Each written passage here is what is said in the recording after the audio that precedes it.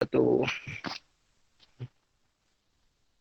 alhamdulillah Ustadz Sutrisno sudah bergabung dengan kita.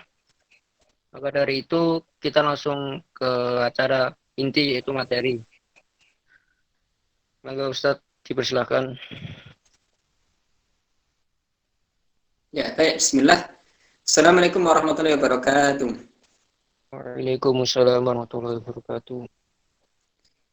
Alhamdulillah, wassalatu wassalamu ala rasulillah.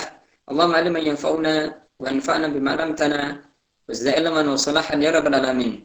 Allahumma as'aluka ilman nafi'an wa rizqan tayyiban wa 'amalan mutaqabbalan. Jamarmakumullah, teman-teman sekalian, ikhwan akhwat yang dirahmati Allah. Alhamdulillah malam ini kita bisa berjumpa meskipun lewat online ya, lewat tatap muka. Dan ini bagi saya hari ini pertemuan yang kesekian kali. Jadi hari ini tuh saya ngadakan kegiatan online ini mungkin hampir 6 kali lebih. Dan setelah ini saya masih ada lagi. Jadi mohon maaf sedikit terlambat. Tadi saya habis ini sebelum ini ngisi kajian online dari jam 7:30. Terus kemudian tadi saya selesaikan, kemudian sekarang lanjut ini. Baik. Teman sekalian, pada malam ini saya diminta mengisi sedikit ya, kaitannya dengan makna Idul Adha di tengah pandemi. Makna Idul Adha di tengah pandemi. Di tengah pandemi COVID-19. Sebelumnya tadi saya kirim ke panitia file terkait dengan tanya jawab korban. Tanya jawab korban, hukum-hukum korbannya. Nanti silakan di-share ke peserta. WhatsApp atau ini saya nggak tahu ya, nanti panitia medianya apa bisa di-share, nanti bisa dibaca di sana pembahasan tentang fikih tentang hukum korban, kaitannya dengan apa, dengan apa hukum korban, kemudian apa syarat buat korban, boleh ndak iuran, boleh ndak jual kulit, boleh ndak panitia makan dapat jatah dari korban, dan seterusnya, sampai juga tentang hikmah-hikmah korban. Itu sudah saya tulis sedikit ya secara ringkas sana, nanti bisa di-share ke peserta sehingga lebih membawa manfaat. Tapi di pertemuan ini saya akan menyampaikan sebagaimana permintaan sedikit umum kaitannya dengan makna Idul Adha di tengah pandemi. Teman sekalian, ini sebelumnya mohon maaf, suara saya jelas enggak? Silakan jawab di chat ya. Jawab di chat. Jelas atau enggak? Biar ada interaksi, saya juga tahu namanya siapa aja yang ikut apa kajian ini. Ya, baik. Terus juga saya ingin tahu ini dari mana. Dia sekarang ada di mana itu lah. Misalkan saya di sini, ya, baik. Ya, teman sekalian, jadi kurban itu dalam satu sisi itu adalah pengorbanan ya. Ada sesuatu yang kita korbankan. Dan itu ujian. Bagaimana pandemi ini juga ujian. Dan sebenarnya ujian itu pada asalnya itu akan membuat lebih baik. Lebih baik. Teman-teman tentu tahu ya, pandai besi, tahu enggak pandai besi? Orang yang membuat senjata itu. Itu bagaimana itu? Besinya itu kan dibakar dulu, dipanasin dulu. Bahkan nggak hanya dipanasin, dia kemudian ditempa. Nempanya nggak sekali itu. Bagaimana itu dipukul dan dipukul. Tapi setelah itu lihat, yang awalnya penuh dengan karat, yang awalnya dia lembek, yang awalnya dia mungkin tidak kuat, tapi begitu dia diperlakukan seperti itu, kemudian menjadi hal yang lainnya, tidak sekedar besi, menjadi pisau, menjadi pedang, menjadi samurai, dan juga yang lainnya. Karena tadi kena tempaan-tempaan tadi, karena ujian-ujian tadi. Hidup kita sudah demikian. Ini kita tahu dulu kuliah atau sekolah, bahwasanya tekanan itu adalah energi. Ketika orang mendapat tekanan, maka dia mendapat energi dari tekanan itu. Musibah itu juga demikian. Jangan sampai kita kemudian melihat musibahnya dari satu sisi musibahnya saja. Kita harus lihat juga dari sisi yang lainnya, bahwasanya adalah langkah untuk lebih baik. Langkah lebih baik. Mungkin dulu ketika Rasulullah tidak mendapatkan ujian di Mekah, mau dibunuh, mungkin Rasulullah tidak hijrah ke Madinah. Tidak ada fase baru dalam dakwah Rasulullah. Dengan juga ketika Musa tidak dikejar-kejar oleh Fir'aun, mungkin Musa juga tidak akan lari ke laut. Ya akhirnya nanti dia lewat, Fir'aun ditenggelamkan di laut. Jadi lihat, di dalam musibah itu ada pelajaran-pelajaran penting. Bahkan itu bisa menjadi sebuah titik. Titik kita kemudian lebih baik. Mencapai sesuatu yang besar yang tidak pernah kita mencapainya. Tidak pernah mencapainya. Mirip misalnya beginilah, ini kebanyakan yang mahasiswa coba angkat tangan saya atau kirim pesan yang masih mahasiswa. Berapa jawab? Yang masih mahasiswa coba? Atau ini semuanya masih mahasiswa?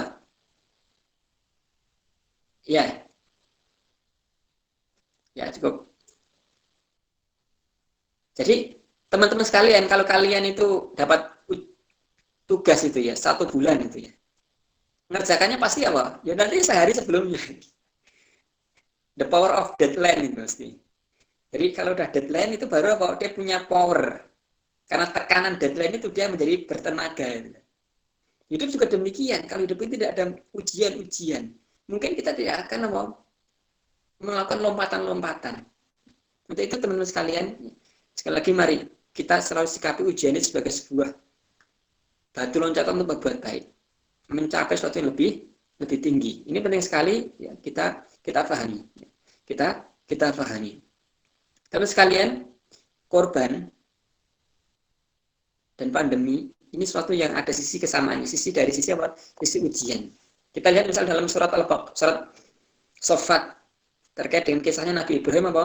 Nabi Ibrahim dia diuji oleh Allah. Diuji oleh Allah. Dan itu sebenarnya ujian yang mana apa? Kata Allah, bala'un mubin. Ujian yang sangat besar. Dan ujian itu sebenarnya banyak sisinya. Di antara sisinya adalah sisi ujian cinta. Lebih cinta mana Ibrahim itu dengan anaknya daripada Allah? Padahal anak itu lihat, Nabi Ibrahim itu udah bertahun-tahun tidak punya anak. Doa terus, sebenarnya punya anak, baru dewasa, baru dia bisa membantu orang tuanya, kemudian diuji. Itu disembelih. Ini ujian cinta. Karena cinta itu perlu apa? Pengorbanan. Perlu pengorbanan. Untuk itu hati-hati. Ini ikhwan akhwat yang belum nikah, hati-hati. Kalau ada ikhwan atau kemudian gombal sana, gombal sini, hati-hati, jangan terkecoh gitu ya. Karena belum teruji. Teruji dengan apa? Orang itu akan terlihat cinta sejatinya kalau dia sudah teruji. Kalau sekedar tadi, ya, sekedar dia ya cari perhatian dan seterusnya, ini gampang saja. Tapi kalau ada ujian, betul dia bisa menghadapi masalah yang besar bersama dan seterusnya, baru terbukti betul. Mirip juga Nabi Ibrahim. Sebenarnya Allah kisahkan dalam surat Shofat. Surat Shofat Allah firman, ini waqala inni dzahibun ila rabbi. Ibrahim mengatakan, sesungguhnya aku hijrah kepada Tuhanku.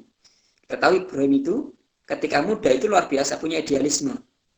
Punya idealisme, tidak seperti pemuda-pemudi zaman sekarang yang banyak terseret hedonisme.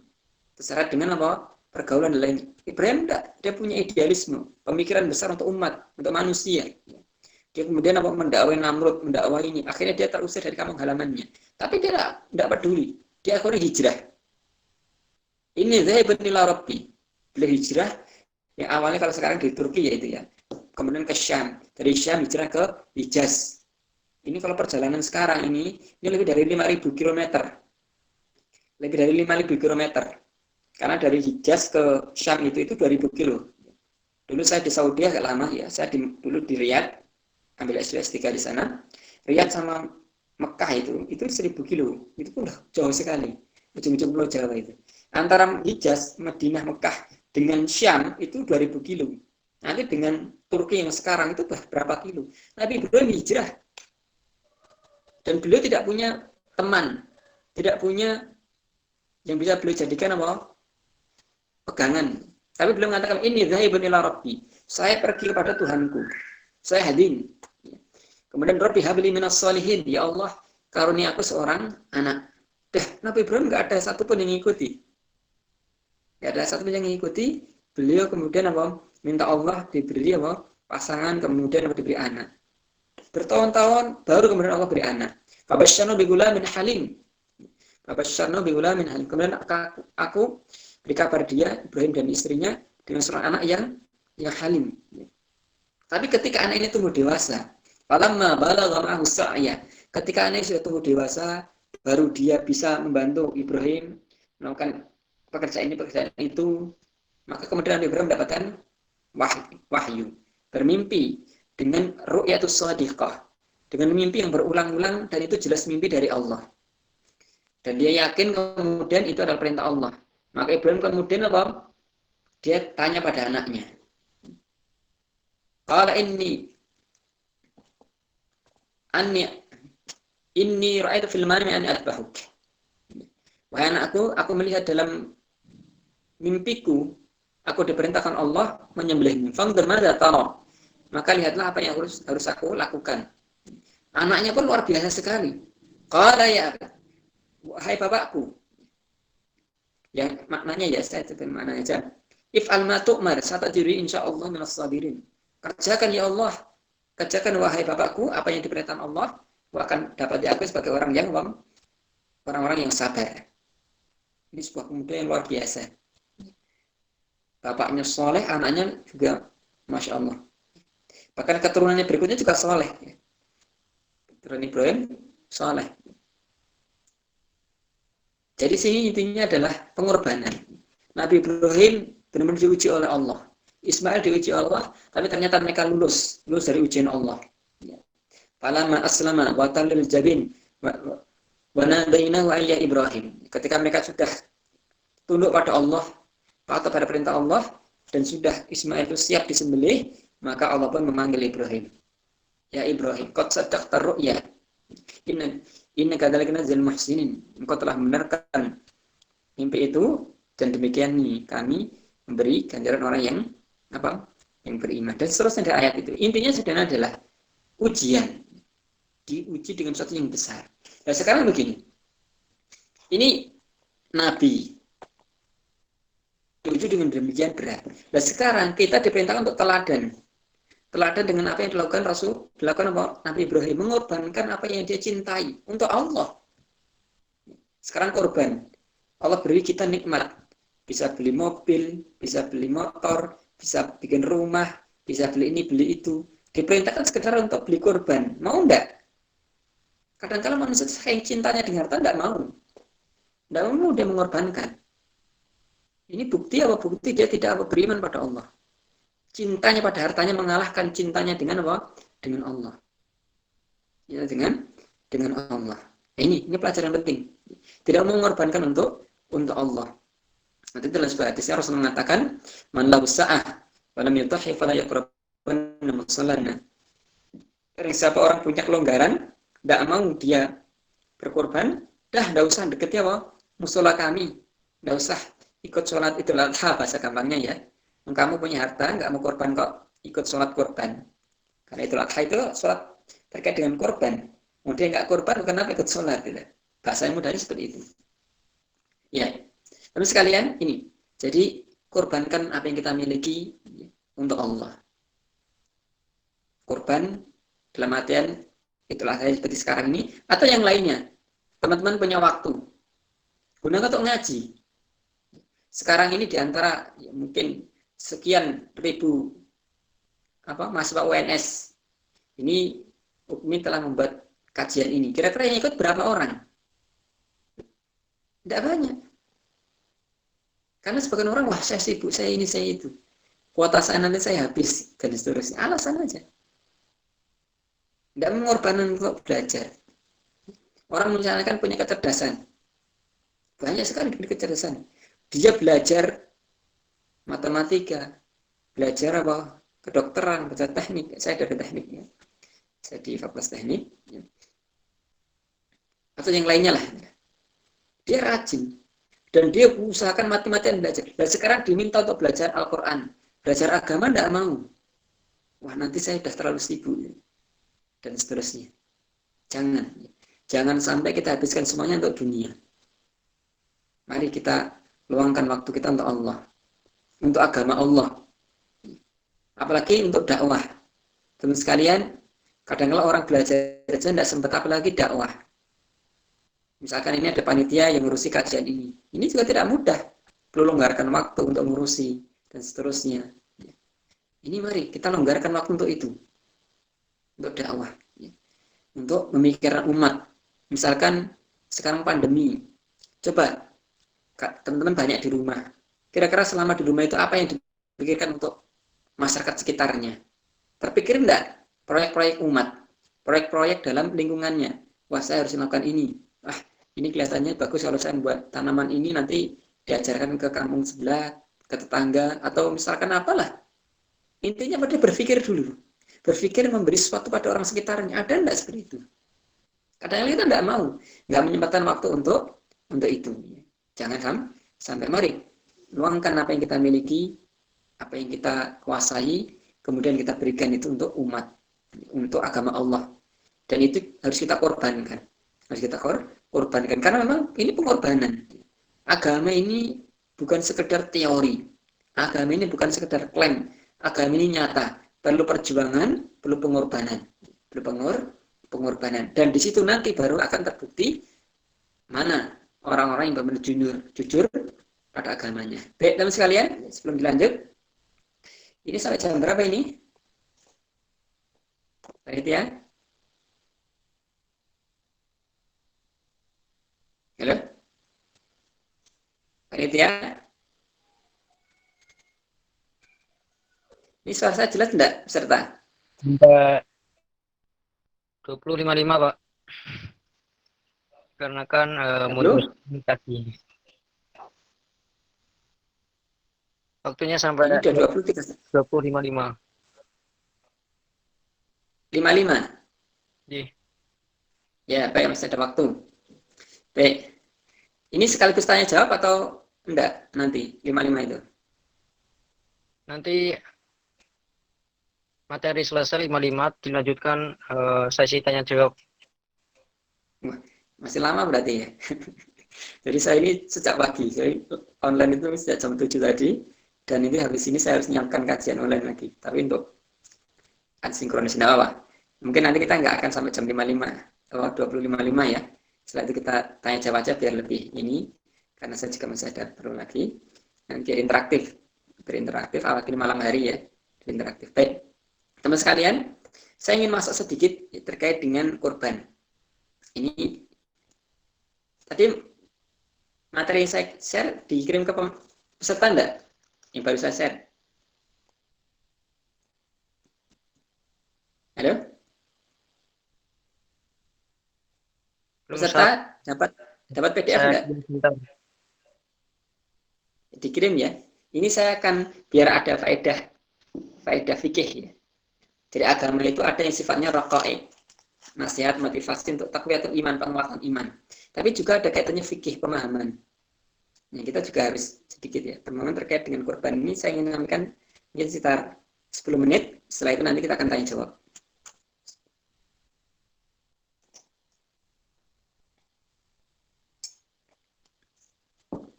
Baik, teman sekalian, kalau misalkan ada pertanyaan, silakan nanti sampaikan ya.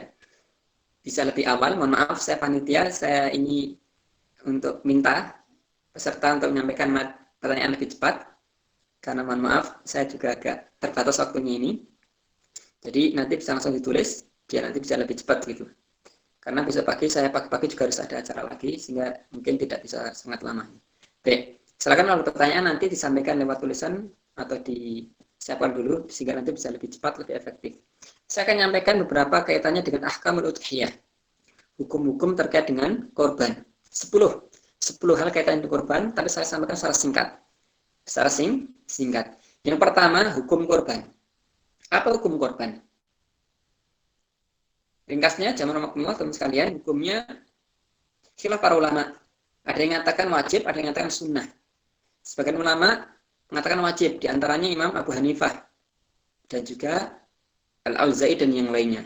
Tapi yang rajih, sebagaimana pendapat jumhur ulama, mayoritas ulama, diantaranya adalah pendapat imam yang tiga, Malikiyah, Syafi'iyah, dan juga Hambali, hukumnya sunnah mu'akkadah.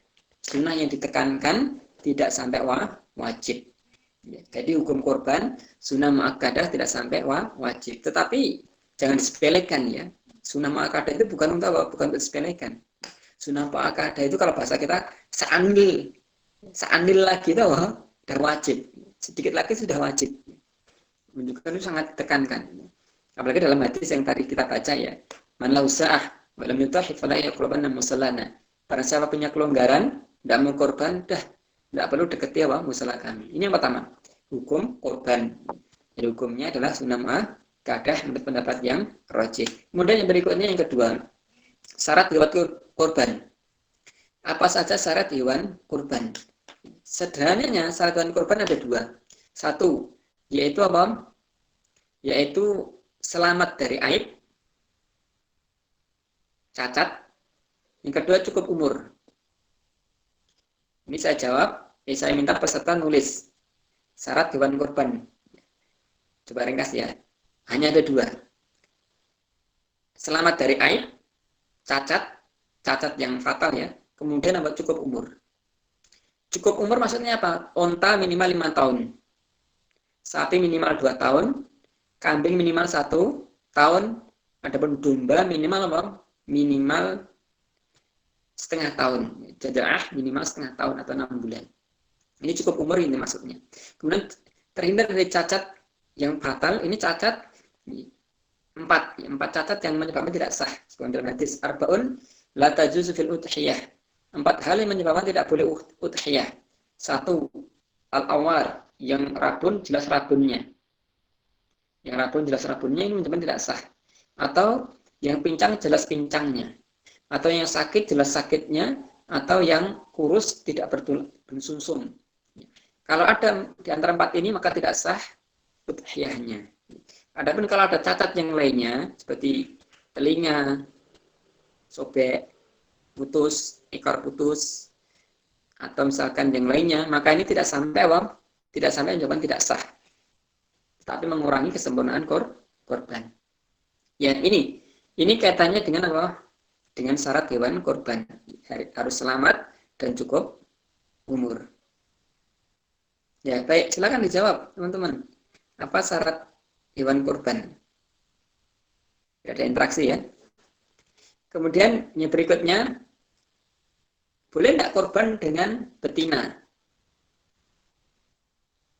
Boleh tidak korban dengan betina? Dan boleh nggak korban dengan selain onta, sapi, dan kambing? Jawabannya, korban harus dari 3 jenis ini tadi. Onta, sapi, dan kambing. Tidak boleh kuda, ayam, tidak boleh.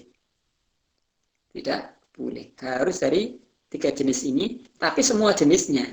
Maksudnya semua jenisnya dalam misalkan kambing, ya semua jenis kambing. Kambing Ottawa, kambing apa, sapi juga demikian, jenis sapi. Bahkan juga sapi perah sekalipun ya, meskipun tidak lazim ya. Onta juga demikian, banyak sekali apa? Jenis onta ini semuanya boleh. Kalau kerbau bagaimana? Kalau kerbau ini wa'alam, sebagian orang mengatakan itu jenis sapi. Kerbau jenis sapi, maka hukumnya boleh. Menurut bagian ulama. Baik, jadi harus dengan jenis onta, jenis sapi, atau jenis kambing. Selainnya tidak boleh. Kemudian kalau apa? Betina bagaimana? Korban dengan betina tidak apa-apa. Bagaimana apa? Korban dengan akikah dengan betina juga tidak apa-apa. Sebagaimana pendapat apa? Misalkan Imam Nawawi dalam Al-Majmu' juga mengatakan apa? Sepakat ulama tidak mengapa korban dengan apa? Dengan betina. Sebagaimana akikah. Ya, baik. Kemudian sedikit lagi kaitannya dengan apa tadi? Ini di artikel saya ada ya, ini saya cepat aja. Nanti bisa dibaca di artikel terkait 10 tanya jawab itu. Bisa dilihat di situ. Yang berikutnya adalah kaitannya dengan menjual kulit. Menjual kulit bagaimana? Tidak boleh ya, tidak boleh menjual kulit. Karena jelas ya man ba'a jildat udhiyah fal udhiyalah. Barang siapa menjual kulit udhiyah maka tidak ada udhiyah baginya. Tidak ada udhiyah baginya. Jadi tidak boleh menjual kulit. Bagi sahibul kurban maupun panitia korban. Tidak boleh menjual kulit. Adapun kalau sudah diberikan kepada orang yang diberikan ya, udah dia mau menjual ya terserah dia. Dia mau menjual terserah dia. Ini dia menjual kulit tidak boleh. Dan juga tidak boleh memberikan upah untuk tukang jagal dari korban itu. Misalkan diberi jatah tertentu dari hewan korban ini tidak boleh. Tidak boleh beri upah tukang jagal dari apa? Hewan udhiyah. Kalau misalkan makan-makan bagaimana? Seperti yang umum di masyarakat kita ya. Kadangkala apa? Kadangkala mereka menyembelih awal kemudian dimakan panitia atau warga atau takmir. Oh, alam ini pada asalnya begini. Jadi mereka itu bukan jagal. Mereka itu wakil dari sahibul kurban. Dan sahibul kurban itu boleh makan dari hewan kurbannya. Kalau sahibul kurban boleh, maka wakilnya juga boleh. Jadi pada asalnya boleh ya. Boleh bagian kurban itu dimakan untuk sarapan, untuk makan saja tidak masalah. Selama bukan upah. Tapi kalau upah ini tidak boleh. Upah untuk apa? Tukang ini yang tidak boleh. Tidak boleh. Kemudian jika ada syariat yang lainnya, mungkin saya tutup dengan ini. Sebenarnya masih banyak, tapi karena waktunya terbatas. Yaitu kaitannya dengan orang yang kurban, hendaknya dia ya tidak motong kuku, tidak motong rambut. Sebagaimana orang yang mau haji umrah, ketika manasik tidak itu. Orang yang berkorban juga demikian, tidak motong kuku, tidak motong rambut sebagai bentuk ya tadi ya kebersamaan dalam ibadah. Kemudian yang berikutnya terkait dengan menyembelih. Teman sekalian, sunnahnya itu korban itu disembelih sendiri. Sebagaimana dalam hadis Jabir bin Abdullah, ketika Rasulullah habis khutbah, beliau turun, didatangkan kambing, beliau sembelih dengan tangannya sendiri. Bismillah, Allahu Akbar, hada ani wa an man lam yutahi minal ummati. Ini dariku dan dari yang belum korban dari umatku. Maksudnya apa? Maksudnya Rasulullah korban dengan tangannya sendiri. Jadi teman-teman sekalian yang mampu menyembelih sendiri, menyembelih sendiri. Tapi nggak mampu ya jangan nekat. Ya. Jangan nekat, nanti nyembelih kambingnya lari kan repot. Ya. Kambingnya lari repot. Ya, ini. Jadi sunnahnya menyembelih sendiri dan saat menyembelih baca bismillah. Ya, baca bismillah. Kemudian tidak perlu bismillahirrahmanirrahim ya. Cukup bismillah. Karena aturan syariat itu sunnahnya kalau perbuatan itu cukup bismillah. Kalian misalkan wudhu, bismillah aja. Tidak perlu bismillahirrahmanirrahim. Mau keluar rumah, bismillah. Pakai baju, bismillah. Tapi kalau membaca tulisan atau menulis, ini lengkap. Bismillahirrahmanirrahim. Tapi kalau perbuatan itu cukup bismillah. Cukup tasmiyah. Tapi kalau menulis surat, buku, kitab, maka itu dengan basmalah. Lengkap. Bismillahirrahmanirrahim. Sebagaimana dalam Al-Quran, ketika Nabi Sulaiman membuat surat kepada Ratu Bilqis, Hada min Sulaiman wa anahu bismillahirrahmanirrahim. Itu lengkap bismillahirrahmanirrahim. Tapi ketika perbuatan, ini cukup bismillah sebagaimana ada hadis Rasulullah. Yang juga demikian, cukup bismillahirrahmanirrahim. Cukup bismillah, kemudian Allahu Akbar. Takbir, ini hukumnya sunnah. Kemudian disebutkan itu dari siapa? Dari siapa? Oke. Ini sekalian saya penutup. Yang terakhir yang saya sampaikan kaitannya dengan hikmah kurban. Jadi kurban itu intinya sebenarnya jamaah Allah dan sekalian bukan dagingnya yang Allah butuhkan, bukan darahnya, bukan. Tapi sebenarnya takwanya. La yanallahu luhumha wala dima'uha walakin yanalu taqwa minkum. Tidaklah daging-daging kurban itu, darah-darah kurban itu sampai pada Allah. Yang sampai ada takwa, ketaatan pada Allah itu yang sampai. Jadi intinya sebenarnya adalah itu. Kita mau mengorbankan untuk Allah. Tunduk pada aturan Allah. Pada perintah Allah. Jadi korban itu sebenarnya intinya adalah itu. Hikmahnya itu. Untuk menguji kita benar-benar tidak takwa pada Allah. Dan juga korban di antara hikmahnya adalah syiar. Kira-kira itu mungkin tidak ada ya. Orang misalkan niat, bismillah, besok saya nyembah kambing, tak berikan tetangga saya. Besok saya nyembah kambing, tak berikan ini. Tidak ada kayak gitu. Tapi dengan adanya syariat korban ini, syiar korban ini, gampang sekali orang. Dia berbondong-bondong ya, bahkan orang awam sekalipun. Yang mungkin jarang sholat ke masjid gitu ya. Mungkin dia ya biasa lah. Tapi ternyata mudah sekali dia berkorban. Kemudian memberikan pada orang lain. Ini adalah syiar Islam. Ada momen-momen yang mana Allah jadikan itu sebagai momen orang itu mudah melakukan kebaikan itu. Ini bentuk syiar yang luar biasa. Dan syiar itu tidak boleh diganti dengan yang lain pada asalnya. Ya. Sehingga misalkan ya Idul Fitri syiarnya itu ya ketika zakat ya zakat dengan beras, tidak diganti dengan uang gitu deh. Karena itu syiar. Kalau hanya dengan uang nanti orang transfer semua beres gitu. Ini beda, ini tuh syiar. Gimana biar muncul, biar nampak syiar itu. Kurban juga demikian. Dari seluruh dunia, kaum muslimin apa? Mereka berkumpul di masjid-masjid, di lapang-lapang, di tempat penyembelihan, mengalirkan darah takarub ilallah. Takarub ilallah. Ini adalah syiar Islam yang luar biasa. Oke, mungkin ini bisa saya sampaikan oleh Nabi Swab. Silakan kalau ada pertanyaan bisa disampaikan langsung maupun lewat apa tulisan, dan insya Allah saya akan jawab sesuai dengan kemampuan dan juga sesuai dengan waktu yang ada. Assalamualaikum warahmatullahi wabarakatuh. Waalaikumsalam warahmatullahi wabarakatuh. Jazakallahu khairan Ustaz atas pemaparan materinya.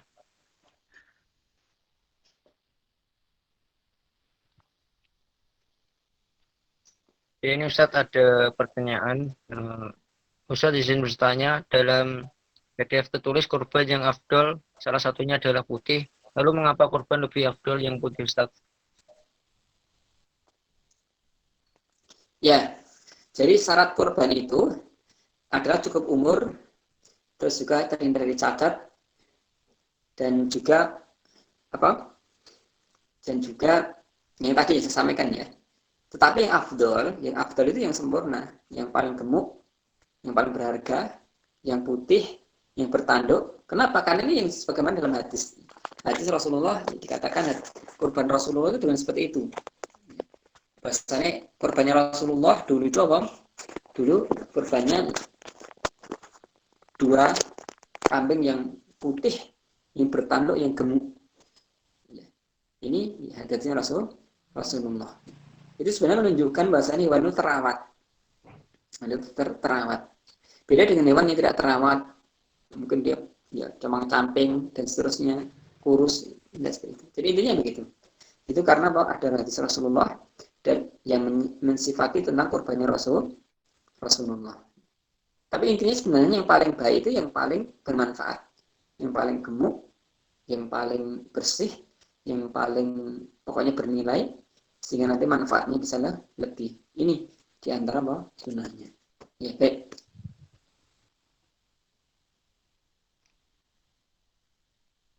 Ya silakan.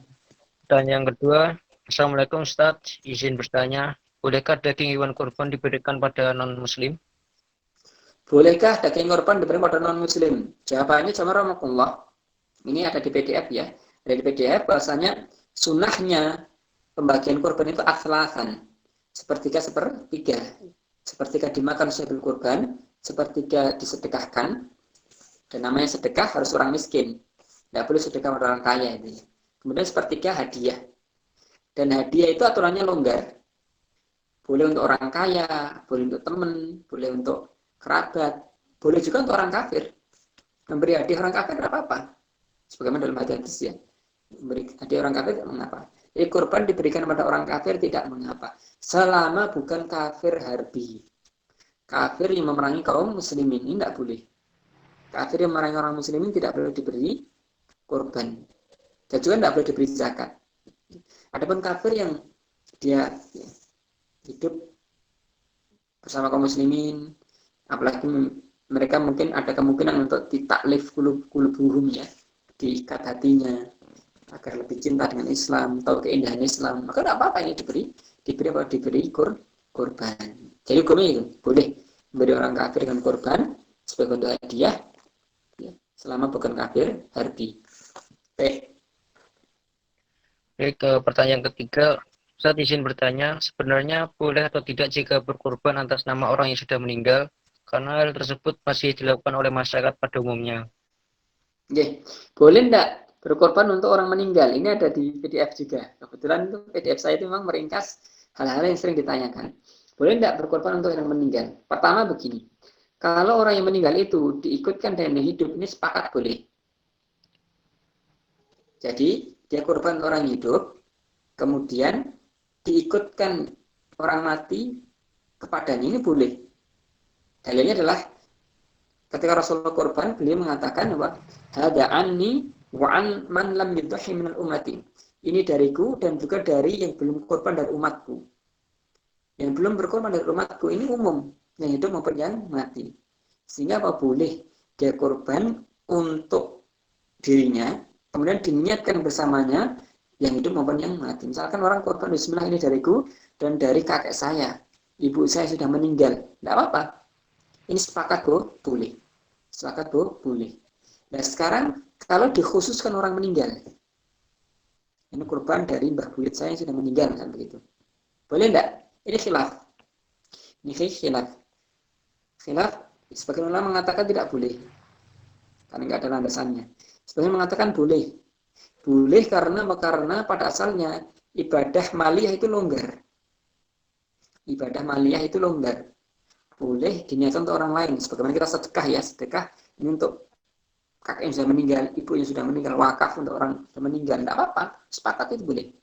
Nah korban juga demikian, korban ini di sana unsur apa ini ibadah harta, sehingga sebagian orang mengatakan boleh.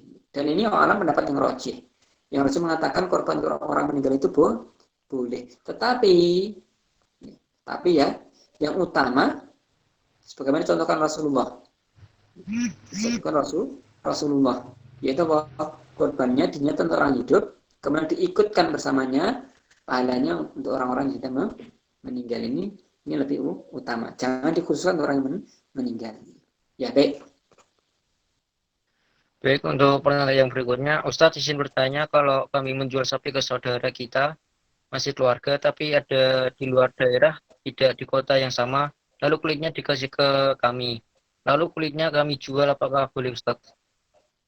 Ya, kalau misalkan itu tadi sebagai bentuk pemberian, bukan upah, bukan yang lainnya, bukan potongan harga atau yang lainnya, itu benar-benar pemberian dari korban, maka boleh kemudian menjualnya. Selama tadi itu bukan upah, bukan potongan harga, karena potongan harga berarti kan termasuk jual beli. Tidak boleh. Jadi kaitannya kalau itu potongan harga atau upah atau yang kaitannya dengan diambilkan dari korban ini tidak boleh. Tapi kalau itu pemberian, hadiah atau sedekah, kemudian dia telah mendapatkannya, kemudian dia jual itu boleh.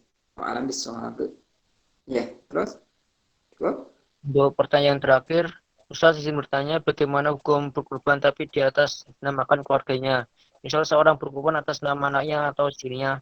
Nah, kemudian untuk yang menjalankan sunnah seperti tidak memotong kuku, rambut dan lain-lain itu yang berkorban atau yang di atas namakan tersebut atau seluruh keluarga?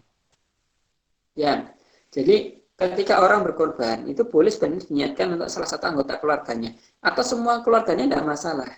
Karena apa? Ini juga saya sudah singgung di artikel itu.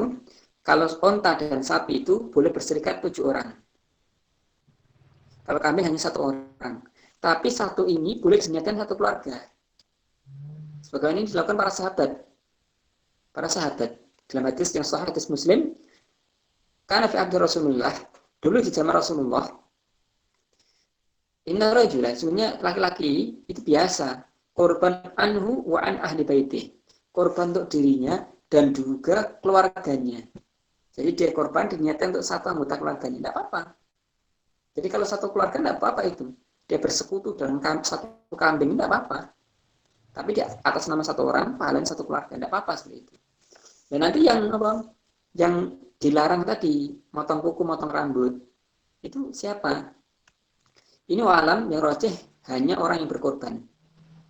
Yang misalkan mengeluarkan uang, misalkan ini tabungannya si istri, korban untuk keluarga, yaudah istri itu yang tidak boleh. Atau suami misalkan, yaudah yang keluar uang itu dia yang tidak boleh potong kuku, potong rambut. Adapun yang anggota keluarganya boleh, karena hadisnya itu man lahu dzabihah. Barang siapa dia punya sembelihan. Kemudian masuk bulan Dzulhijjah, maka jangan ambil min sya'rihi wal min atfarihi syai'. Jangan ambil dari kukunya dan juga dari rambutnya. Ini menunjukkan kukunya dia. Menunjukkan ke sahibul korbannya. Orang yang mengeluarkan korban itu bukan ke anggota keluarganya. Ini dohir dari hadis itu. Jadi yang dilarang itu hanyalah yang berkorban, tidak termasuk anggota keluarganya. Ini menurut pendapat yang alam yang benar yang rojeh nih, pendapat yang rojeh hanya dia, bukan anggota keluarganya. Tapi ini sekali lagi ini juga tidak sampai haram. Ini adalah kaitannya bahwa sunnah. Sunnah tidak memotong putih, tidak memotong rambut. Baik, sekian. Baik, jazakallahu khairan Ustadz atas jawabannya. Kita memasuki ke cara closing statement. Baik Ustadz, untuk memberikan pernyataan terakhir pada acara Ya, hari. baik. Bismillah, teman sekalian, peserta gerakan awas subuh berjamaah ya. Ini yang adakan UNS kemana sih, teman sekalian? Cenukmi Ustadz Jadi bidang. UNS ya. Ya, jadi teman sekalian, kita sekarang berada di bulan yang luar biasa. Hari-hari yang luar biasa. Kata Rasulullah adalah tidaklah orang beramal soleh lebih baik dari hadil ayam, dari hari-hari ini. Maka mari kita gunakan yang terbaik. Malamnya, siangnya kita gunakan untuk yang terbaik, untuk ibadah. Untuk ibadah, dan jangan dilewatkan. Jangan dilewatkan dari ibadah kesempatan yang mulia ini. Dan juga teman sekalian, kalian masih muda, itu juga kesempatan. Karena agama ini penuh dengan kesempatan-kesempatan. Di antara kesempatan seorang muslim adalah masa mudanya.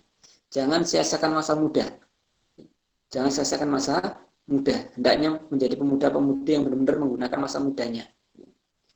Jangan sampai termasuk sebagian orang ya, kecil dimanja-manja, muda foya-foya, tua kaya raya, mati masuk surga. Tidak ada kayak gitu.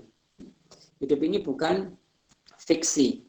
Hidup ini adalah nyata dan perlu pengorbanan, perlu perjuangan. Mari gunakan masa muda dengan sebaik-baiknya. Dan sebaik-baik pemuda, sebaik-baik pemudi adalah pemudi yang nasyafi ibadatillah. Sebagaimana dalam hadis ya, 7 golongan yang salah satunya dinaungi. Yang dinaungi di hari kiamat adalah yaitu yang salah satu pemuda yang hatinya tumbuh. Pemuda di sini juga termasuk pemudi ya. Nasyaf ibadatillah, tumbuh dalam ibadah kepada Allah. Saya berharap semoga semua peserta di sini termasuk pemuda-pemudi yang tumbuh dalam ibadah, tumbuh dalam dakwah, tumbuh dalam kebaikan dalam agama, bukan termasuk pemuda-pemudi yang tergerus dengan apa? Pergaulan bebas, pergaulan tidak baik, dan juga bukan pemuda-pemudi yang tidak memiliki idealisme dalam agama. Sekian, wassalamualaikum warahmatullahi wabarakatuh. Waalaikumsalam warahmatullahi wabarakatuh. Jazakallahu khairan Ustadz.